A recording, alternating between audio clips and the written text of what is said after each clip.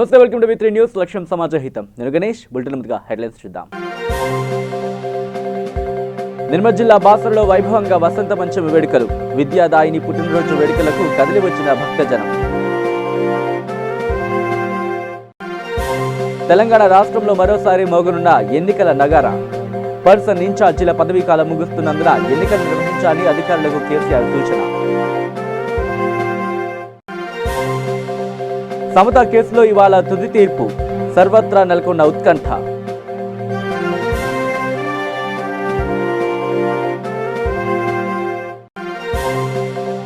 గుంటూరు జిల్లా సత్తెనపల్లి నందిగామ అడ్డు రోడ్డులో సమీపంలో ఆటోను ఢీకొట్టిన ఆర్టీసీ బస్సు. ఒకరి మృతి, పలువురికి గాయాలు, ఆసుపత్రికి తరలింపు. ఇక డీటెయిల్స్లోకి వస్తే త్రిశక్తి స్వరూపిణి చదువుల తల్లి సరస్వతీదేవి కొలువు తీరిన బాసర పుణ్యక్షేత్రంలో శ్రీ పంచమి వసంత పంచమి అమ్మవారి జన్మదిన వేడుకలు కన్నుల పండుగగా ప్రారంభమయ్యాయి. సుప్రసిద్ధ పుణ్యక్షేత్రం చదువుల తల్లి కొలువు తీరిన బాసర భక్తజన సంద్రాన్ని తలపిస్తోంది. భక్తులు కొంగు బంగారంగా వెలుసెలుతున్న విద్యాదాయిని పుట్టినరోజు వేడుకలు అత్యంత వైభవంగా కొనసాగుతున్నాయి.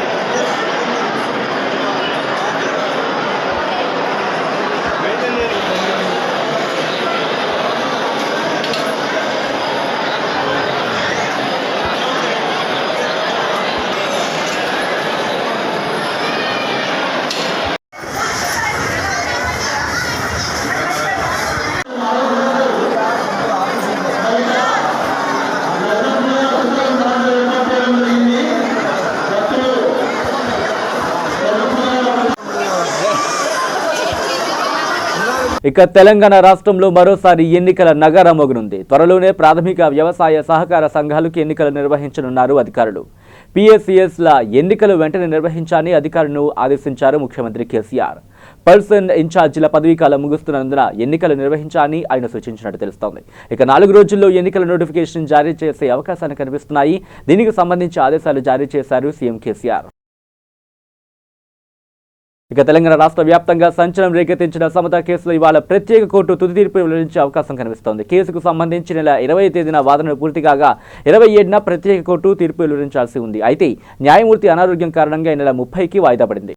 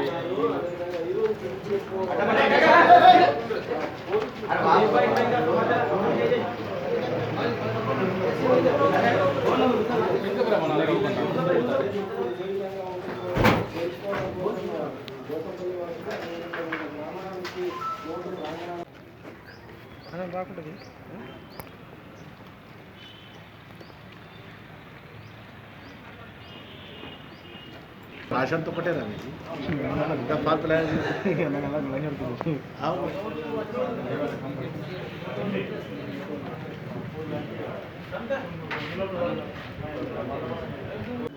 చాలా కఠినంగా శిక్షించాలని నిన్నటి వరకు కఠినంగా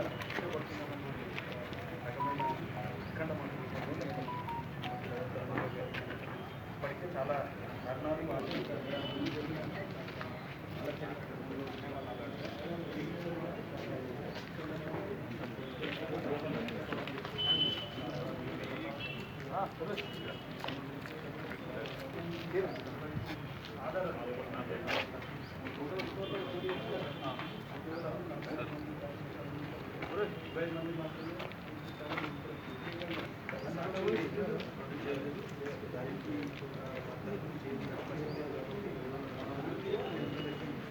కేవలం యావజ్జీవ కారాగార శిక్షలు యావజ్జీవ శిక్షలు మాత్రమే పడ్డాయి.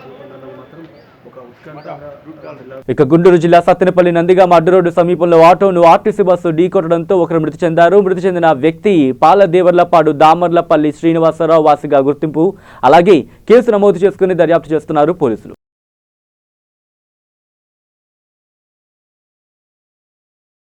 ఇక హైదరాబాద్ అబిడ్స్లోని ఢాకా సదన్ వద్ద జీడీఎస్ గ్రామీణ డాక్ సేవక్ అభ్యర్థుల ధర్నా నిర్వహిస్తున్నారు. ఈ సందర్భంగా వారు మాట్లాడుతూ తక్కువ మార్కులు వచ్చిన వారికి పోస్టులు ఇచ్చారని ఆగ్రహం వ్యక్తం చేశారు. మెరిట్ వచ్చిన వారికి ఇవ్వకుండా ఆన్లైన్లో తక్కువ మార్కులు వచ్చినట్లు చూపించారని అభ్యర్థులు ఆందోళన వ్యక్తం చేశారు.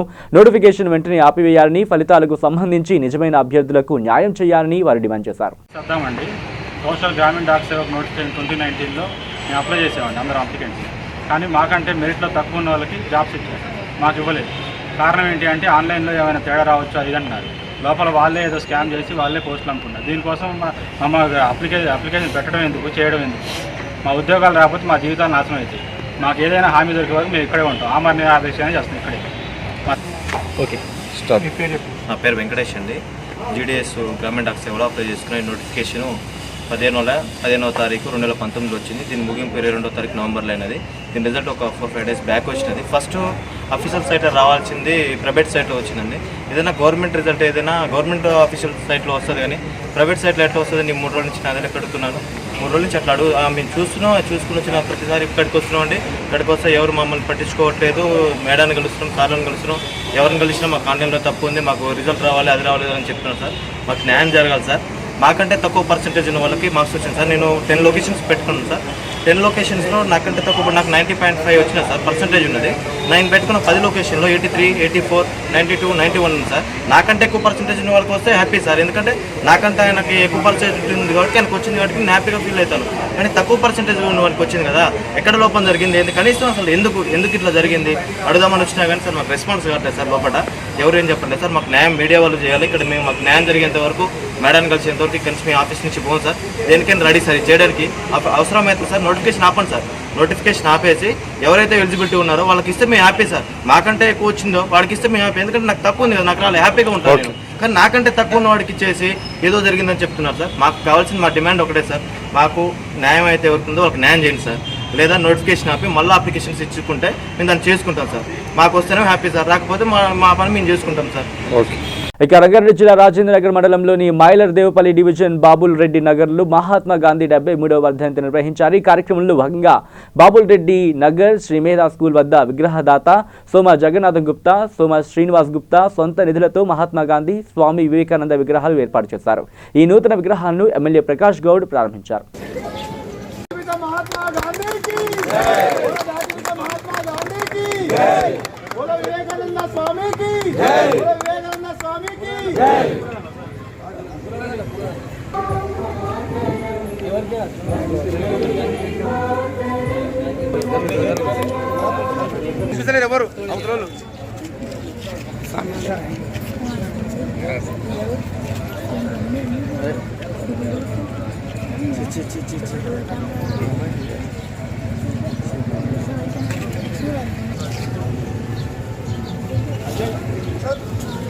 ఎవరు అవతల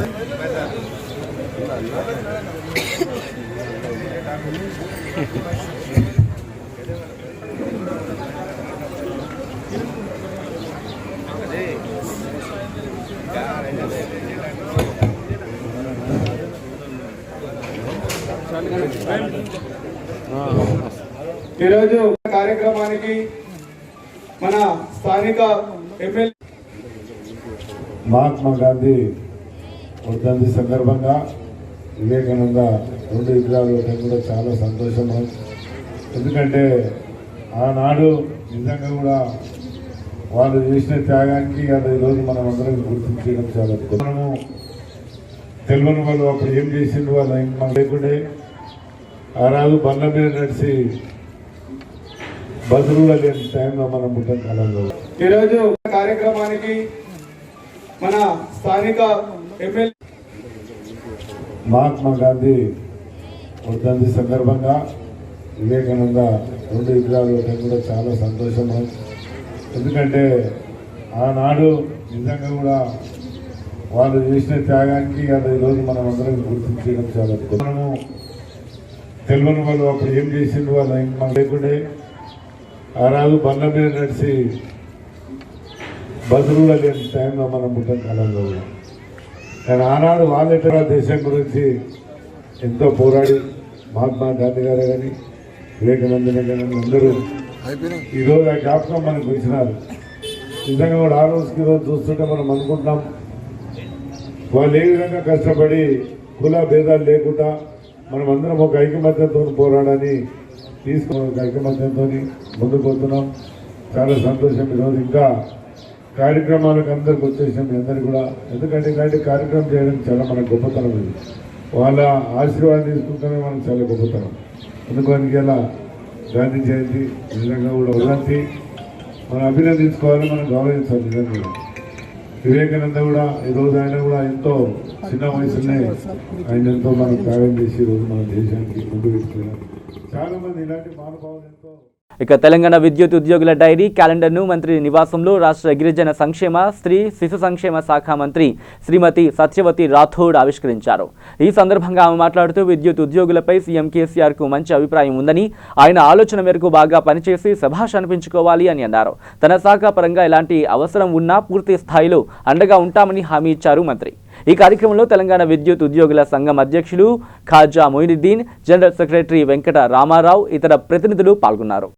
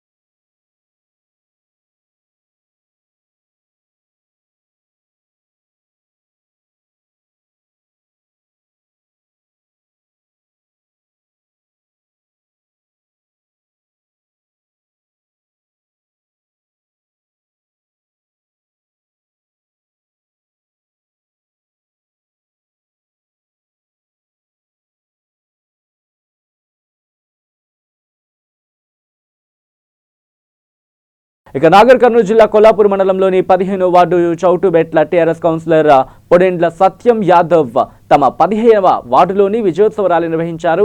ఈ ర్యాలీలో అశేష జనవాహిని పాల్గొని కౌన్సిలర్ పొడెండ్ల సత్యం యాదవ్కు బ్రహ్మరథం పట్టారు.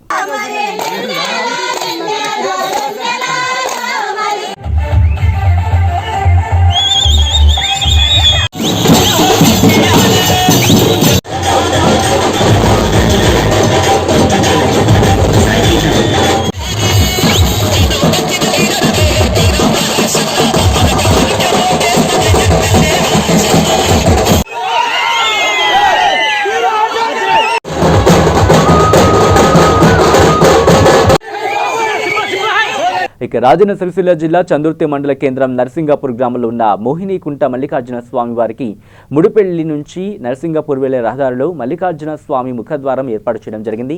ఈ కార్యక్రమంలో మల్లికార్జున స్వామి ఆలయ చైర్మన్ పరశురాములు, నర్సింగాపూర్ సర్పంచ్ గంగాధర్, ప్రజా ప్రతినిధులు పాల్గొన్నారు.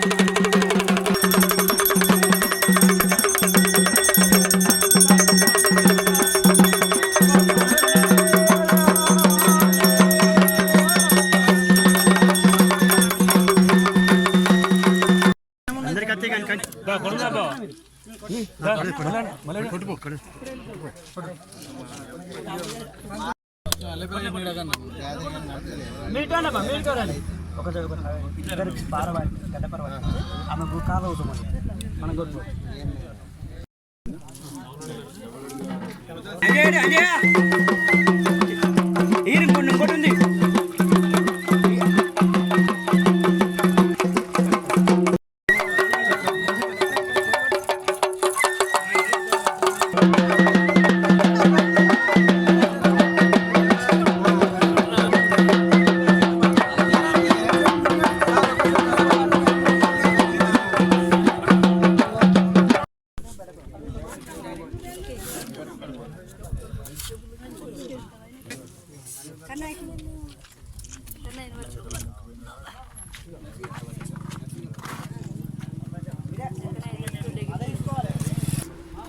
మేము మధ్య గేటు ప్రారంభించుతున్నాము.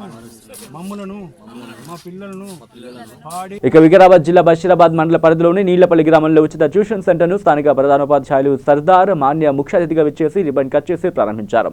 ఈ సందర్భంగా వారు మాట్లాడుతూ ఉచిత ట్యూషన్ సెంటర్ను ఏర్పాటు చేసిన శ్రీ ఏకాంబరి రామలింగేశ్వర టెంపుల్ ట్రస్ట్ వారికి ధన్యవాదాలు తెలిపారు.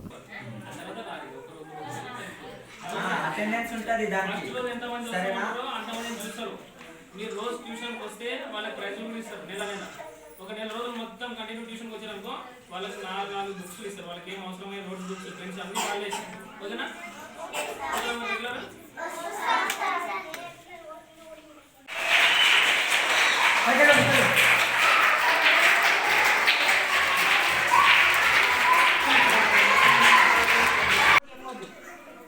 ఈరోజు ఒకటి చెప్తాం, రేపు మీరు రాలేడానికి ఎవరు లాస్ అయితే మీరా మేమా? ఎందుకంటే రేపు మళ్ళీ మీ ఒక్కరి కోసం అందరికి చెప్తారా? ఒకవేళ చెప్పినా కూడా ఏం చేస్తారు? రెగ్యులర్ వస్తుంది సార్, మీరే చెప్తావా సార్? 2 రోజులు చెప్తావు, కొత్త చెప్పండి కదా. ఎట్లుంటది?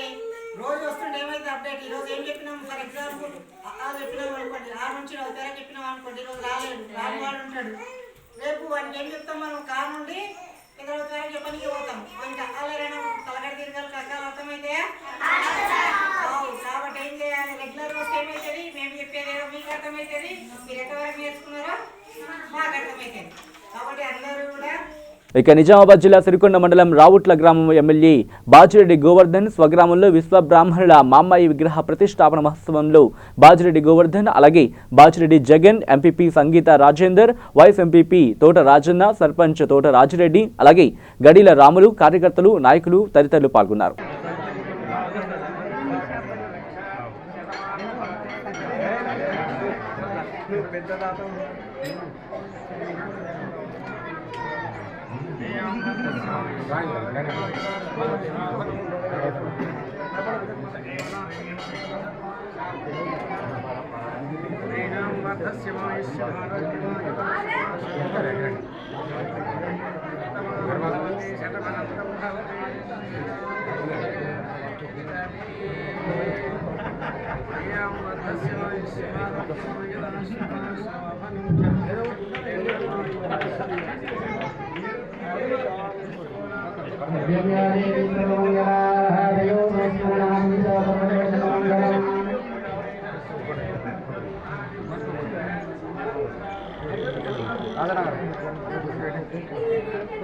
బాబరా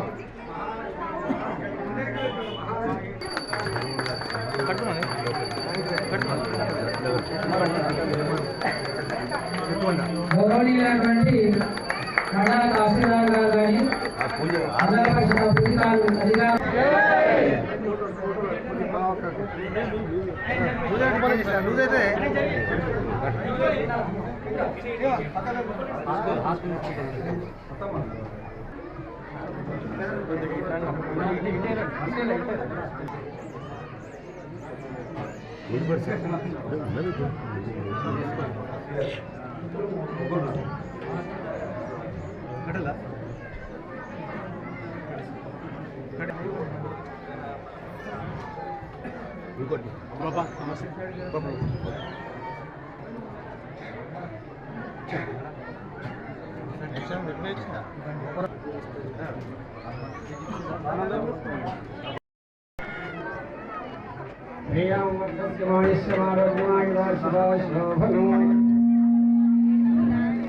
ఇక ఆదిలాబాద్ జిల్లా జైనద్ మండలం కేంద్రంలోని సుమారుగా 1000 సంవత్సరాల క్రితం నిర్మించబడిన ప్రసిద్ధ పుణ్యక్షేత్రం శ్రీ లక్ష్మీనారాయణ స్వామివారి దేవాలయంలో వైభవంగా వసంత పంచమి వేడుకలు నిర్వహించారు. సరస్వతి మాత జన్మదినమైన వసంత పంచమిని జరపడం ఆనవాయితీగా వస్తుందని ఆలయ అధికారులు తెలిపారు. శ్రీమతే రామానుజాయ నమః. ఆపదామపహర్తారం ధాతారం సర్వసంపదాం లోకాభిరామం శ్రీరామం భూజో భూజో నమామ్యహం. జై శ్రీమన్నారాయణ. ఈ ఆలయం సుమారుగా 1000 సంవత్సరాల క్రితం నిర్మించబడి వైష్ణవ సాంప్రదాయానికి ప్రతీకగా ఈ ఆలయం దినదినాభివృద్ధి చెందుతోంది. అందులో భాగంగా ప్రతి సంవత్సరం జరుపుకునే ఈ వసంత పంచమి రోజున సరస్వతీదేవిని ఆరాధించడం, నూతనంగా అక్షరాభ్యాసానికి నాందిగా ఆలయంలో ఎందరో అక్షరాభ్యాసాన్ని కూడా తమ తమ పిల్లలకు తల్లిదండ్రులు చేయించుకున్నట్లుగా, అంతేకాకుండా మనిషి జీవితానికి జ్ఞానాన్ని ప్రసాదించేది సరస్వతీ మాతనే కాబట్టి ఈరోజు సరస్వతి జన్మదినం సందర్భంగా ఈ వసంత పంచమి ఉత్సవాన్ని జరుపుకుంటారు కాబట్టి ఆలయంలో ఉత్సవ కార్యక్రమాలు జరపబడుతూ ఉన్నాయి. అంతేకాకుండా ఈ వాహనాలను తీసుకునేటువంటి వారు కూడా నూతన వాహన పూజను కూడా ఆలయంలో నిన్న ఈరోజు 2 రోజులు కూడా వసంత పంచమి పండుగను జరుపుకుంటున్నారు భక్తులు. ఈ విధంగా భక్తులందరూ కూడా ఆలయానికి దండాలుగా విచ్చేసి ఈ ఉత్సవ కార్యక్రమాల్లో పాల్గొన్నట్టుగా తెలియజేస్తూ ఉన్నాం. జై శ్రీమన్నారాయణ. ఇక కర్నూలు జిల్లా ఆదోన్లోని సెయింట్ ఆంథోనీస్ హై స్కూల్లో 50 సంవత్సరాల వేడుకను ఘనంగా జరుపుకున్నారు. ఈ కార్యక్రమానికి ముఖ్య అతిథిగా John David school head master L K Chinnappa ఆధ్వర్యంలో ఘనంగా నిర్వహించారు. ఈ కార్యక్రమానికి 1980 నుంచి 2019 సంవత్సరపు పూర్వపు విద్యార్థినులు, ఉపాధ్యాయులు అందరూ హాజరయ్యారు.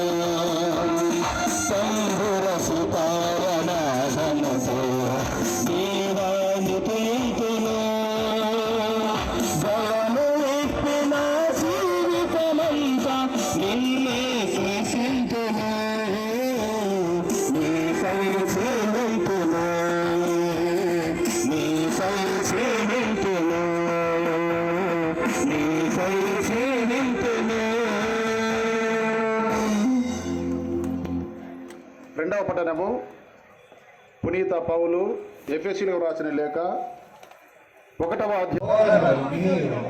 ఆశ్చర్యపడేవాడు పునాది వేళ నేలపై ఇల్లు కట్టిన వాడిని పోలి ఉన్నాడు. వరద వచ్చి ప్రవాహం వడిగా ఆ ఇంటిని కొట్టినట్లనే అది కూలిపోయేను. ఆ నాశనము ఎంత భయంకరము! ఇది క్రీస్తు శుభవార్తలోని భాగము.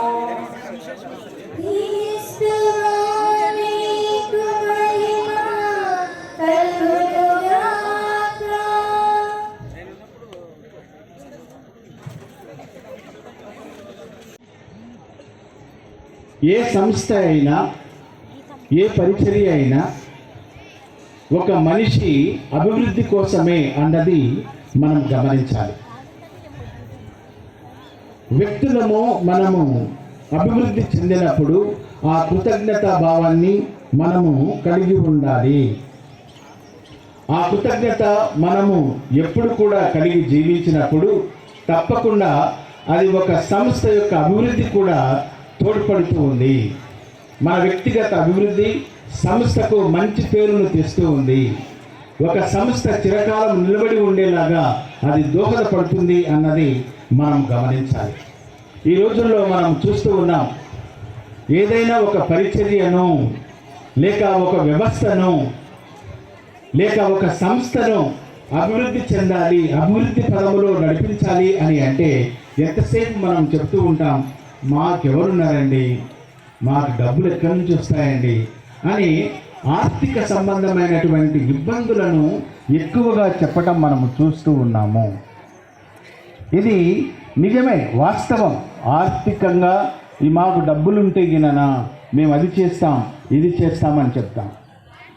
అది ఇది చేయాలండి, ఈ అభివృద్ధి పదంలో నడవాలంటే ఇవి తప్పదండి అని మనకు చెప్పినప్పుడు, అయ్యా మా దగ్గర అంత ఆర్థిక స్తోమత లేదయ్యా అని చెప్పటం మనం గమనిస్తూ ఉంటాం. ప్రియమైన సహోదరి సహోదరులారా, అయితే ఇక్కడ మనం గమనించాల్సింది, ఎంతసేపు రాజకీయ బలం లేదనో, ఆర్థికంగా మేము శక్తివంతులం కాదనో, లేకపోతే సాంఘికంగా మా జనము. ఇక బులెటిన్ ముగించే ముందు హెడ్లైన్స్ మరోసారి చూద్దాం. నిర్మల్ జిల్లా బాసరలో వైభవంగా వసంత పంచమి వేడుకలు. విద్యాదాయిని పుట్టినరోజు వేడుకలకు కదిలి వచ్చిన భక్తజనం. తెలంగాణ రాష్ట్రంలో మరోసారి మోగనున్న ఎన్నికల నగారా. పర్సన్ ఇన్ఛార్జీల పదవీ కాలం ముగుస్తున్నందున ఎన్నికలు నిర్వహించాలని అధికారులకు కేసీఆర్ సూచన. సమతా కేసులో ఇవాళ తుది తీర్పు. సర్వత్రా నెలకొన్న ఉత్కంఠ.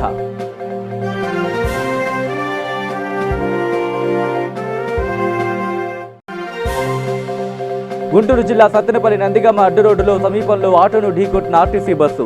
ఒకరి మృతి, పలువురికి గాయాలు, ఆసుపత్రికి తరలింపు. ఏవీ bulletin updates. Keep watching V3 news. లక్ష్యం సమాజహితం.